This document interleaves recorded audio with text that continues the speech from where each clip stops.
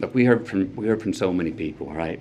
Families of the deceased, mothers, fathers, sisters, brothers, Texas Rangers, hunters, Border Patrol, and responsible gun owners who won't give up their Second Amendment right to bear arms. And you know what they all said? We want secure and safe schools, and we want gun laws that won't make it so easy for the bad guys to get these damn guns. So, we know it's on the table. We need to invest in mental health care. We need safer schools. We need to restrain sensationalized media coverage. We need to restore our family values.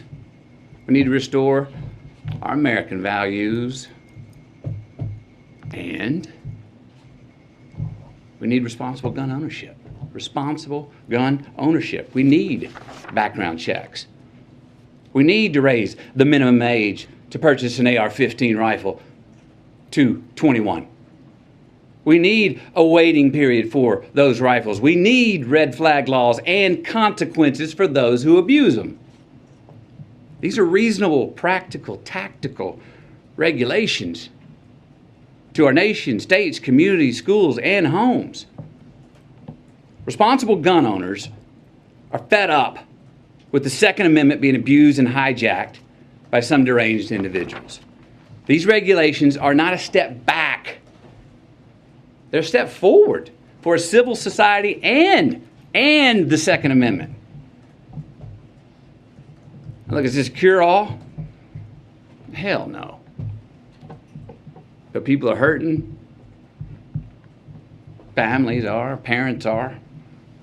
And look, as divided as our country is, this gun responsibility issue is one that we agree on more than we don't.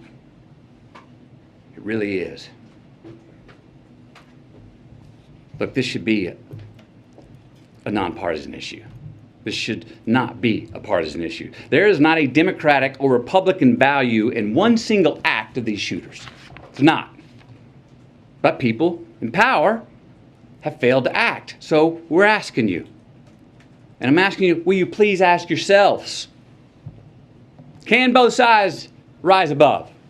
Can both sides see beyond the political problem at hand and admit that we have a life preservation problem on our hands?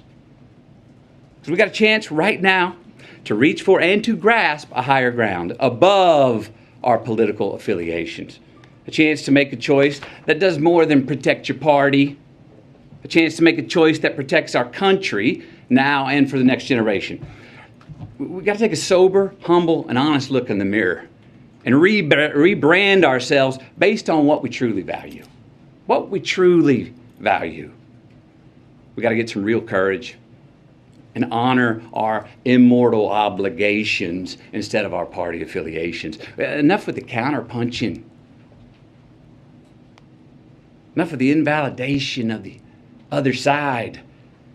Let's come to the common table that represents the American people. Find a middle ground, the place where most of us Americans live anyway, especially on this issue. Because I promise you, America, you and me, we are not as divided as we are being told we are. No. How about we get inspired? Give ourselves just cause to revere our future again. Maybe set an example for our children. Give us reason to tell them, hey, listen and watch these men and women. These are great American leaders right here. Hope you grow up to be like them. And let's admit it. We can't truly be leaders if we're only living for re-election. Let's be knowledgeable and wise and act on what we truly believe. Again, we got to look in the mirror, lead with humility, and acknowledge the values that are inherent to, but also above politics. We got to make choices, make stands, embrace new ideas, and preserve the traditions that can create true progress for the next generation. With real leadership, let's start giving us, all of us, with real leadership, let's start giving all of us good reason to believe that the American dream is not an illusion. So where do we start? We start by making the right choices on the issue that is in front of us today. We start by making laws that save innocent lives and don't infringe on our Second Amendment rights. We start right now by voting to pass policies that can keep us from having as many Columbine, Sandy Hooks, Parklands, Las Vegases, Buffaloes, and Uvaldes from here on. We start by giving Alethea a chance to be spoiled by her dad.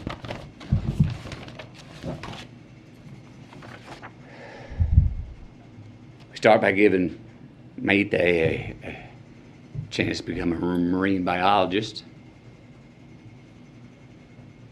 We start by giving Ellie a chance to read her Bible verse at the Wednesday night service.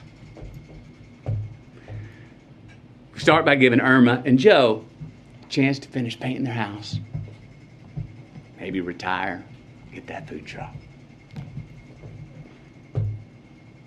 We start by giving McKenna, Layla, Miranda, Nevaeh, Jose, Javier, Tess, Rogelio, Eliana, Annabelle, Jackie, Azuya, JC, Jayla, Ava, Amory, and Lexi. We start by giving all of them our promise that their dreams are not going to be forgotten. We start by making the loss of these lives matter.